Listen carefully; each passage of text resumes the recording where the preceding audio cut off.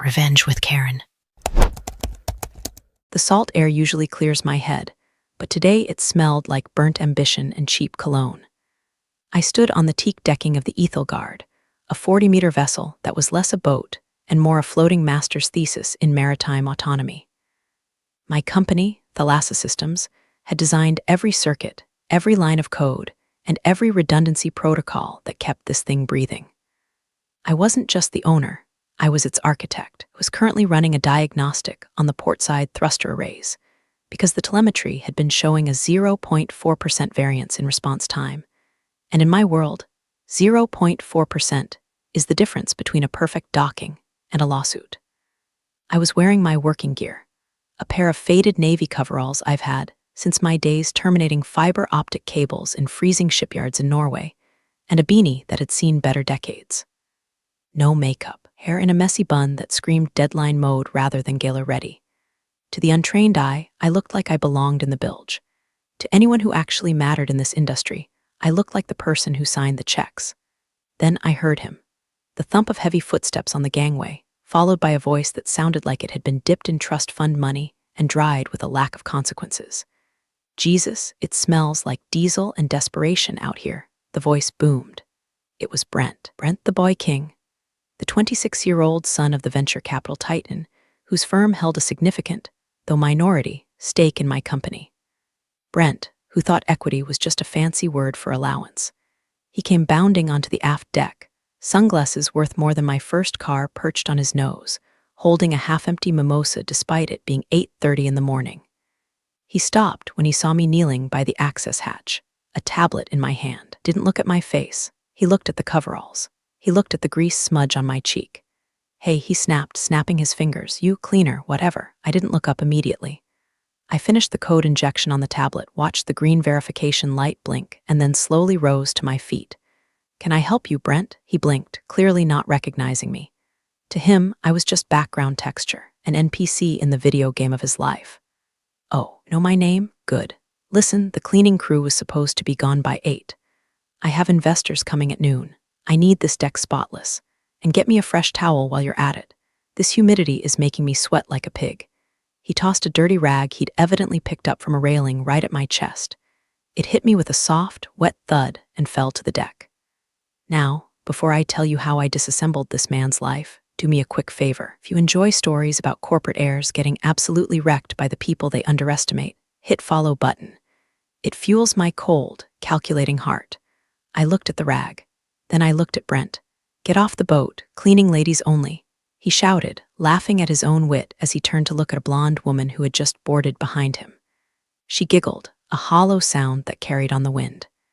Excuse me, I said, my voice dropping that octave that usually makes board members sit up straight. You heard me, Brent sneered, stepping closer, invading my personal space with the scent of stale champagne. I don't want the help hovering. Finish up the toilets or whatever you do and get off. The adults are talking. He gestured to the yacht as if he'd built it with his bare hands. This is a premium asset, sweetheart, not a break room for the janitorial staff. My heart didn't shatter. My feelings weren't hurt. Instead, a cold, crystalline clarity washed over me. It was the same feeling I get when I find a critical bug in a competitor's software. It wasn't anger, it was opportunity. I realized in that moment that Brent didn't know. He genuinely didn't know I owned the boat. He didn't know I owned the company that built the boat. He didn't even know who I was.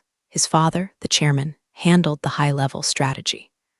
Brent was just the brand ambassador, title we invented to keep him out of the server rooms. He had never bothered to attend the technical briefings. He had never looked at the org chart. He saw a middle-aged woman in coveralls and his brain auto-completed maid. I could have fired him on the spot. I could have pulled up my bank account or the title to the vessel or called his father. But that would be too quick. That would be efficient, but it wouldn't be educational. And I believe deeply in education. Understood, I said, my face a mask of neutral obedience. I bent down, picked up the rag he'd thrown at me, and folded it neatly. I'll just finish my checks and be out of your hair. Yeah, you do that, he dismissed me, turning his back to take a selfie with the skyline. And try not to touch the upholstery on your way out. It's Italian leather. I walked toward the gangway, my tablet tucked under my arm. As I passed the main security console near the stern, I tapped a command sequence that didn't appear on the standard user interface. It was a ghost log, a subroutine that records audio and video from every sensor on the ship, storing it in a partition that only I could access. I was leaving the boat, physically, but digitally, I was embedding myself into the nervous system of the Ethel Guard. "Nice fit, babe," I heard him say to the blonde as I stepped onto the dock. "My dad practically gave me this boat. I run this whole harbor now." I stopped on the wood planks at the pier, looking back at the gleaming white hull of my creation. He thought he ran the harbor. He thought he owned the boat. He was about to learn that you don't insult the person who holds the remote control. I walked to my car, a sensible sedan parked between two Ferraris, and sat in the driver's seat. I opened my laptop and watched the live feed from the salon camera, and was already spilling his mimosa on the very Italian leather he'd warned me about. Let the games begin. To understand the depth of the grave Brent was digging for himself, you have to understand the paperwork. And I know paperwork sounds about as sexy as a root canal, but in my line of work, the fine print is where the bodies are buried. 6 months ago, Brent's father, Richard, sat across from me in a glass-walled conference room in Seattle. Richard is a shark. He's an old-school shark. He understands leverage. He wanted a flagship vessel to show off the VC firm's portfolio. He wanted the Ethel Guard to be the face of their maritime investment division. Specifically, he wanted Brent to have a project. "He needs responsibility, Yvonne," Richard had said, looking tired. "He needs to feel like he's running something tangible, not just spreadsheets. Iron, steel, water.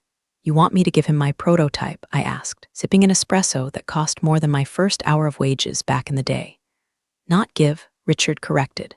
"We structure it as a long-term lease for marketing purposes. He becomes the operating manager of the vessel for corporate events. It makes him look like a heavy hitter. It's good for the firm's image, and frankly, it keeps him out of the actual office where he breaks things." I had paused. I knew Brent. I knew he was a liability wrapped in a polo shirt, but I also knew that Thalassa Systems needed the VC firm's next round of funding to expand into the Asian market. "Fine," I said, "but the title stays with me. The insurance stays with me, and the systems administration, that stays with Thalassa. He gets user-level access. He can steer, he can plan parties, he can dock, but he doesn't touch the root code." Richard had waved his hand dismissively. He doesn't know code from calligraphy, just wants to blow the horn and host cocktail parties. It's a deal. We signed the papers. The document was 80 pages long. Page 72, paragraph 4, subsection C, contained a clause I had inserted personally. It was the owner override protocol. It stated that in the event of misuse, safety violations, or reputational damage, legal owner me retained the right to assume immediate and total control of the vessel's navigation and operational systems, remotely or on-site, without prior notice. Richard didn't read page 72. He just wanted his son out of his hair. Brent definitely didn't read it. He just saw the shiny keys. Back in the present, I sat in my home office, a room lined with monitors that looked more like NASA mission control than a study, pulled up the legal scans. Brent thought the boat was a gift. He told everyone it was his personal yacht. He posted it on Instagram with captions like #selfmade and #bosslife. He didn't realize he was essentially driving a rental car where the landlord could kill the engine if he smoked inside. On my screen, the Ethel Guard's internal systems were humming. I could see the fuel levels, the battery charge, the freshwater tank status. Thanks to the ghost log I initiated earlier, I could hear everything happening on the bridge. "Dad just doesn't get it." Brent's voice came through my speakers, crystal clear. He was pacing the bridge, talking to someone on speakerphone. "Yvonne is dead weight. She's old tech. Who cares about redundancy protocols? We need Flash. We need AI integration. We need to pivot." I leaned in. Pivot. The favorite word of people who have no idea where they're going. "I'm telling you." And Brent continued, presumably talking to one of his frat brothers who had failed upward into finance. "I'm going to push her out. The board loves me. The demo next week. I'm going to present a new vision, my vision. And once I show them how much money we're wasting on her safety standards, she's toast." My fingers hovered over the keyboard, so that was it. It wasn't just disrespect. It was a coup. He wasn't just treating me like a maid. He was actively plotting to remove me from the company I built from a garage startup into a global leader. He was going to use my boat, at my demo, to convince my investors that I was obsolete. I looked at the grant admin access button on my screen. I could lock him out right now. I could turn off the lights, lock the cabin doors, and blast polka music over the PA system until he cried.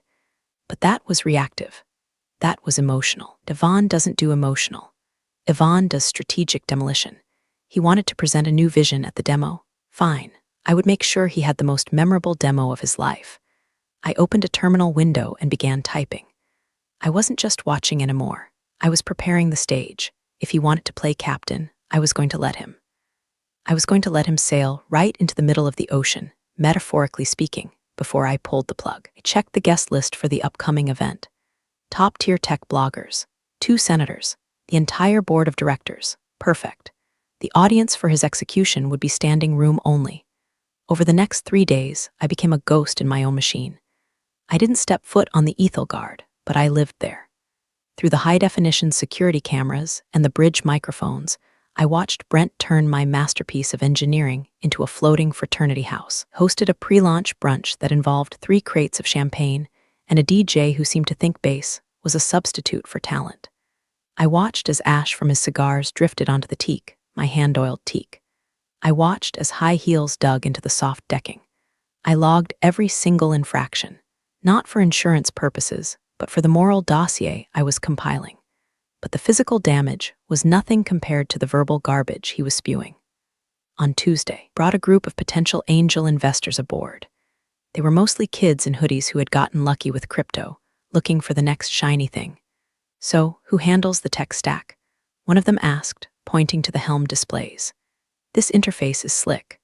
Oh, I supervised the whole UI overhaul, Brent lied, leaning back in the captain's chair with his feet up on the console. We had some legacy engineers, the old guard, who wanted to keep it clunky. I had to step in and streamline everything. The main engineer, Yvonne, she's basically a dinosaur, great for paperwork, but she doesn't get the user journey. I sat in my office, sipping green tea, my knuckles white, dinosaur. I wrote the kernel for that operating system in a basement while he was still learning not to eat paste. Later that afternoon, I had to physically go to the marina to sign off on a fuel delivery, regulatory requirement that needed the owner's signature. I wore a blazer this time, trying to look the part of the executive I was. Brent intercepted me on the dock. He was with a woman, not the blonde from before, a different one. This one was a brunette holding a Pomeranian. "Hey, you," he shouted. I stopped. "Hello, Brent, did you restock the bar? I told you specifically I needed the Japanese whiskey." "I'm not the provisioner, Brent," I said calmly. "I'm here for the fuel manifest." He rolled his eyes and turned to the brunette. "See what I mean? Impossible to get good help. You give them a job and they give you excuses." He turned back to me. "Just grab a napkin, will you? Someone spilled red wine in the salon, it's sticky." He held out a crumpled napkin he had in his pocket. The brunette looked at me, then at him, looking slightly uncomfortable. "Babe, I think she's fine," Brent interrupted. "Go on, chop chop. You have a sunset cruise to catch." I took the napkin. I actually took it. It felt like holding a live grenade. "I'll see to it," I said. My voice was so level it was almost robotic. I walked past him onto the boat. I went to the salon. There was indeed a wine stain on the cream carpet. I didn't clean it. Instead, I took a photo of it. Then I took a photo of the empty whiskey bottles scattered on the table. I took a photo of the confidential company documents he had left lying open on the sofa, documents detailing the Q3 projections. This was a security violation of the highest order. Leaving sensitive IP out in the open, that was grounds for immediate termination of his access privileges under corporate bylaws. But I didn't trigger the alarm. I just documented it. As I was leaving, I ran into one of the older investors, named Mr. Henderson. He had known me for 10 years. He looked at the napkin in my hand, then at the chaotic salon, then at me. "Yvonne," he said softly, I apologize for the atmosphere. Richard's boy is spirited. He's certainly that," I said. Are you letting this happen?" Henderson asked, his eyes shrewd. He knew me. He knew I didn't tolerate incompetence. I smiled. It was a small, dangerous smile. "I'm just letting the data accumulate, Arthur. I believe in a large sample size before making a decision." He nodded slowly. "I see. Well, I'll make sure to wear a life jacket to the demo on Friday." "You do that," I said, "and maybe stay near the gangway." I walked off the boat, tossing the napkin into the trash bin on the dock. The bin was labeled refuse. Fitting. Wednesday brought the rain, and with it, the dark clouds of corporate espionage. I wasn't at the marina. I was at Thalassa Systems HQ, glass monolith overlooking the gray waters of the Sound. My office is usually a sanctuary of silence, but today the air felt heavy. I had called in Sarah, a junior board member who I had mentored since she was an intern. She was sharp, loyal, and invisible to men like Brent. "It's worse than you think, Yvonne," Sarah said, sitting on the edge of the sofa, clutching her tablet like a shield. "Tell me," I said, staring out the window at the rain streaking the glass, circulating a memo to the entire board. "He's calling it Project Fresh Sale." I turned around. Project Fresh Sale sounds like a detergent. "It's a restructuring plan," Sarah said, her voice trembling slightly. "He's claiming that your obsession with safety and redundancy is costing the company 15% in potential margins. He has charts, Yvonne. Fake charts. He's comparing our development cycle to app developers, not maritime engineering firms, saying we're too slow. We build ships that survive hurricanes," I said, my voice hardening. "Not dating apps that crash when too many people log on."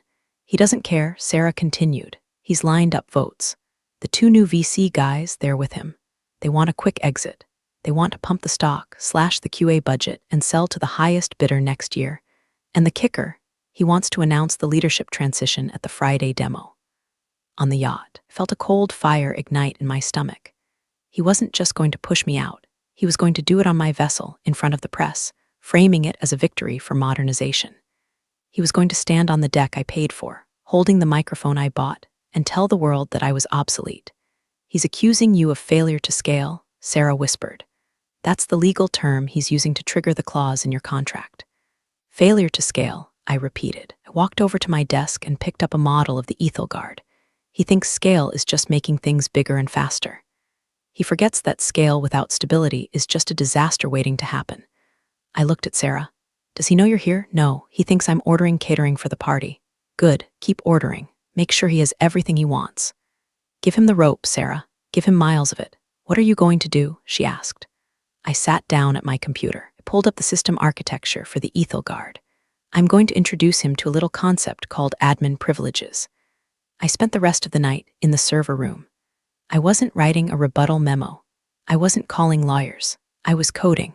I dug into the deepest layers of the yacht's operating system. I located the propulsion control module. I located the navigation lock. I located the environmental controls. Brent wanted to talk about speed. I was going to show him what happens when things stop. He wanted to talk about user experience. I was going to give him a user experience he would never forget. I found the file labeled Demo Mode.exe, the standard presentation preset we used for showing off the boat's features. I opened it. I rewrote the script. I didn't delete the old code. I just added a conditional loop, a trapdoor. If user equals guest admin Brent and location equals harbor coordinates, then execute protocol, dead water. I saved the file. I compiled the patch. I uploaded it to the yacht server via satellite link. On my screen, a small green bar loaded. 98%, 99%, 100%. Update complete, the screen flashed. Legally, I filed the update in our internal changelog as Critical Security Compliance Patch 4.2. The description read, "Enhanced remote intervention capabilities for unauthorized operator scenarios." It was the truth. It was the absolute legal truth. If Brent's team had bothered to read the technical changelogs, they would have seen it. But they didn't read, they just wanted to sail. I went home at 3 a.m. I slept like a baby. Thursday was the dress rehearsal, calm before the chaos. I arrived at the office late, fueled by espresso and vindication. My head of engineering, Marcus, was waiting for me. Marcus is a man of few words, a former Navy systems specialist who treats code with religious reverence. He knew what was happening. The rumor mill in a tech company travels faster than light. "The patch is live," Marcus said, not looking up from his soldering station. "Any glitches?" I asked. "None.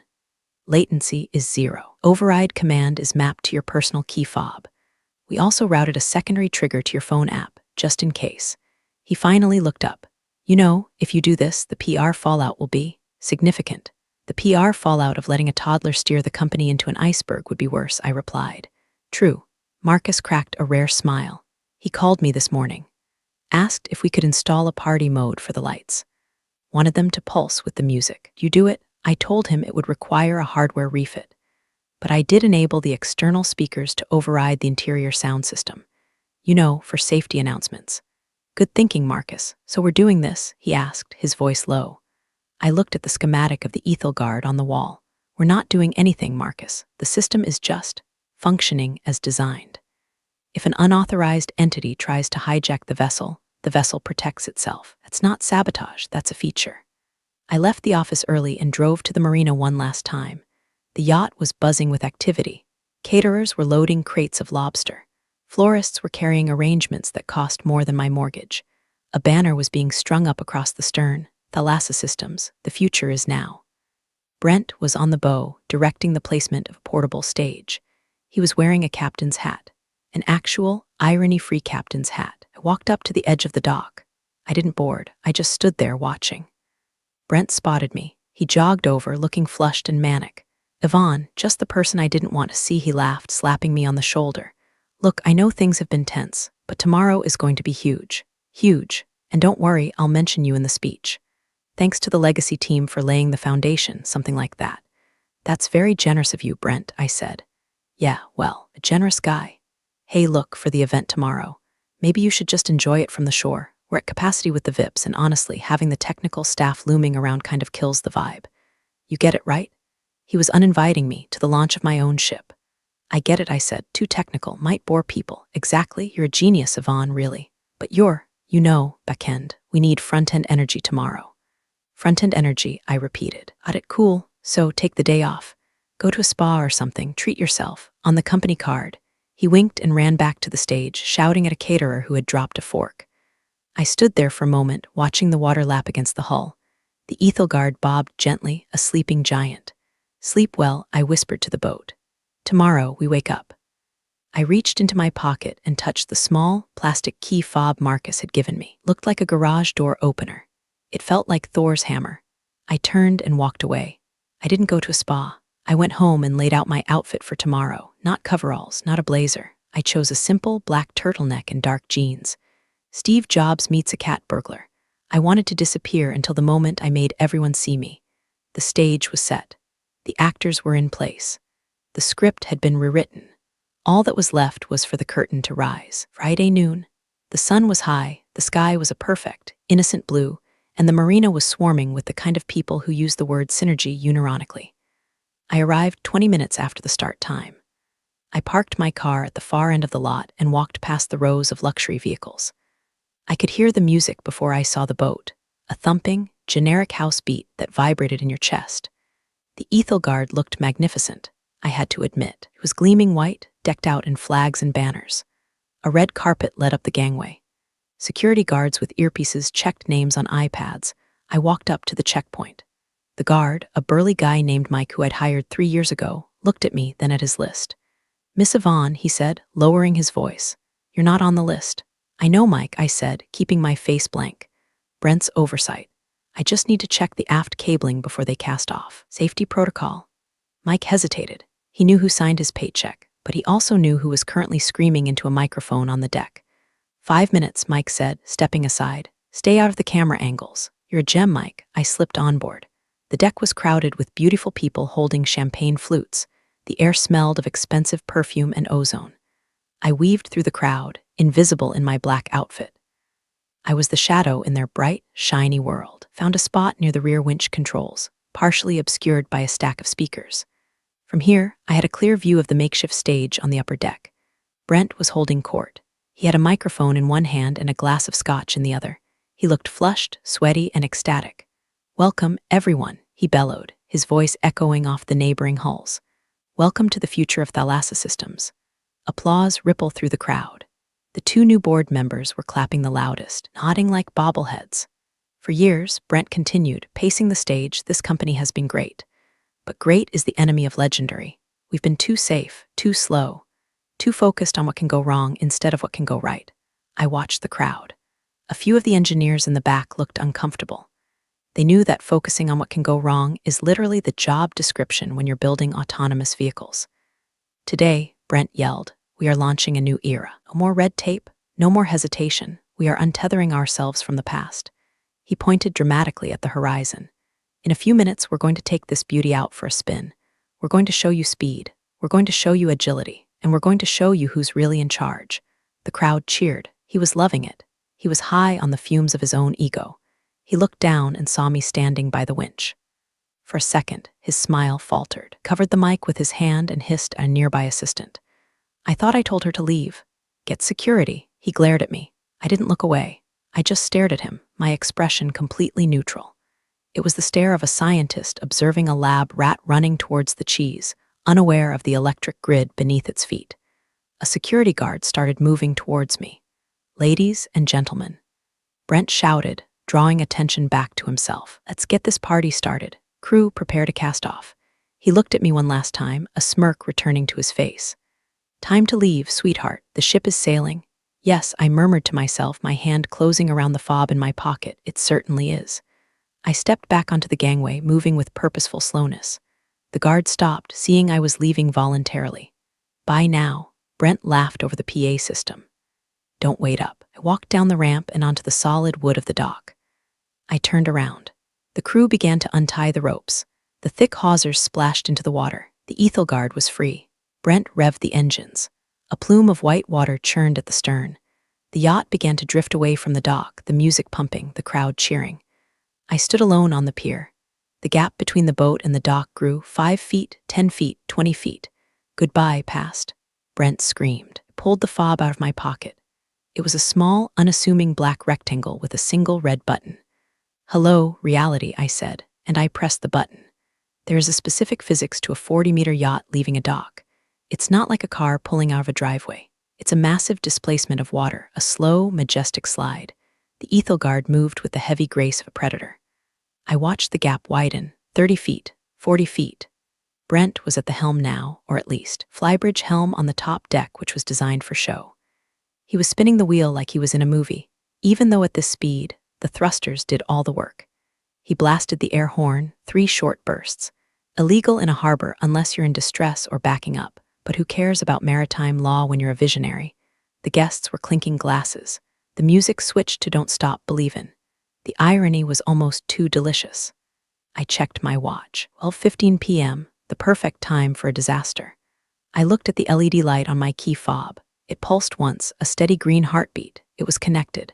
The signal had handshake confirmation.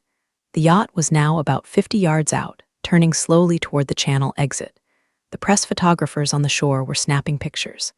This was the money shot, the young heir steering the ship into the future. I took a deep breath. The air still smelled of diesel and salt. Now it also smelled of imminent justice. I didn't press the button immediately. I waited. I wanted them to be just far enough out that they couldn't throw a rope back, but close enough that everyone on shore could see exactly what was happening. I wanted them in the zone of helplessness. Brent was waving to the cameras on the shore. He looked like a king. He looked untouchable. "Look at her go." I heard him yell over the music. "Full throttle in 3, 2. Push the throttle levers forward." That was my cue. I pressed the button. I didn't just tap it. I held it down for a full second, feeling the tactile click of the switch. Instantly, the logic command was sent. It traveled from my hand through the encrypted radio frequency to the receiver on the mast of the ethel guard, down through the fiber optic nervous system, and straight into the engine control unit. Command received, dead water. Priority, alpha. Override all user inputs. Action, immediate shutdown. It wasn't an explosion. It wasn't a crash. It was something far more terrifying for a sailor. It was silence. The roar of the twin diesel engines cut out instantly. The churning white water at the stern went flat. The vibration that hummed through the deck plates vanished. But I didn't stop there. The dead water protocol was comprehensive. The music died. The party mode lights went black. The radar stopped spinning. Even the electric sliding doors froze in place. The ethel guard became a 40-ton cork bobbing in the harbor. On the bridge, I saw Brent lurch forward as the momentum shifted. He slammed the throttles forward again. Nothing. He pulled them back. Nothing. He started banging on the dashboard. The music had stopped, so the sound of his confusion carried across the water. "What the hell? Hey, why did the music stop? Get the generator back online." The yacht drifted. It had forward momentum, but no steering. It began to list slightly to the port side as the stabilizer fins locked in the neutral position. A few guests looked around, confused. "Is this part of the show?" Someone shouted. I stood on the dock, arms crossed, the fob hidden in my hand. I wasn't smiling. I was observing. The boat was drifting lazily toward a mud bank on the far side of the channel. It wasn't dangerous, not life-threateningly so, it was humiliatingly uncontrolled. Engine room, report. Brent screamed into the intercom, but the intercom was dead. I had disabled that too. He was screaming into a piece of plastic. He was the captain of nothing. And then the panic set in. Panic on a luxury yacht doesn't look like panic on the Titanic. There's no screaming about icebergs. It's a slow, dawning realization of inconvenience that curdle into fear. First, the air conditioning stopped. In the middays, the glass-enclosed salon began to heat up immediately. Then, the realization that the toilets wouldn't flush, vacuum pumps disabled. Then, the realization that the champagne fridge was warming up. But on the bridge, the fear was primal. I pulled out my phone and opened the Ghost log app. I needed to hear this. It's dead. Everything is dead. The captain, the actual captain, a hired hand named Steve who Brent had pushed aside, was yelling. I have no steering. I have no comms. Rudder is locked at 5 degrees port. Fix it. Brent shrieked. Reboot it, do the thing, the Control-Alt-Delete, I can't. Steve yelled back, the system is locked out. It says admin override active. Who has admin access? I do. Brent yelled, I'm the admin. It's not accepting your code, sir. It says user unauthorized. User unauthorized. 2 beautiful words. The yacht was now drifting sideways, presenting its broadside to the waiting press corps. Looked like a dead whale. I saw the guests starting to crowd the rails. They were pointing at the shore, pointing at the water. The illusion of the high-speed future had shattered. Now they were just rich people stuck on a hot barge. Brent ran out to the deck railing. He looked wild. He pulled out his phone. I saw him dialing. My phone buzzed in my pocket. Incoming call, Brent asshole. I let it ring. He dialed again. I let it ring. He looked at the phone, shook it, then looked at the shore. He scanned the crowd, and then he saw me. I hadn't moved. I was the only person on the dock who wasn't taking a picture. I was standing perfectly still, looking straight at him. He squinted, then his eyes went wide. He pointed at me. You, he screamed. The sound barely carried over the water, but I read his lips. I raised my hand. I held up the black key fob. I saw him freeze. He understood. Finally, in his lizard brain, connection was made. The cleaning lady, the tech dinosaur, the woman he had kicked off her own boat. He started screaming at the people around him, pointing at me. She did it. It's her. She sabotaged us. Arrest her. But no one was looking at me. They were looking at the boat that was slowly rotating in the current. I tapped my earpiece phone. I dialed the harbor master's public frequency, which was blasting over the marina's loudspeakers for the event. Harbor control. Voice crackled.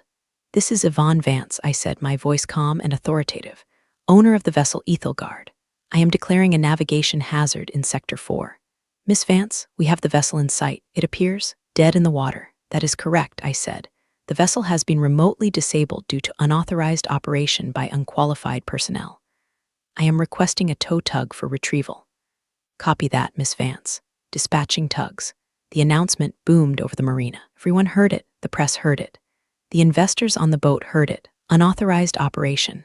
Unqualified personnel. I watched Brent slump against the railing. He looked small.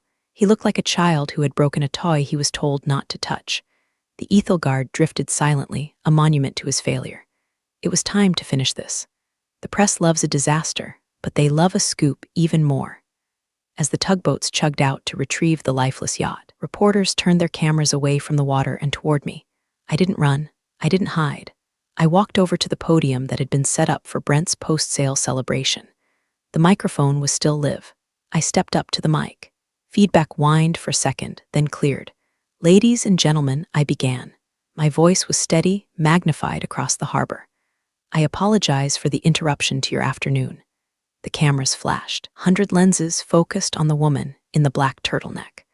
There has been some confusion regarding the leadership and direction of Thalassa Systems, I said. Today was billed as a launch of a new era. And in a way, it is.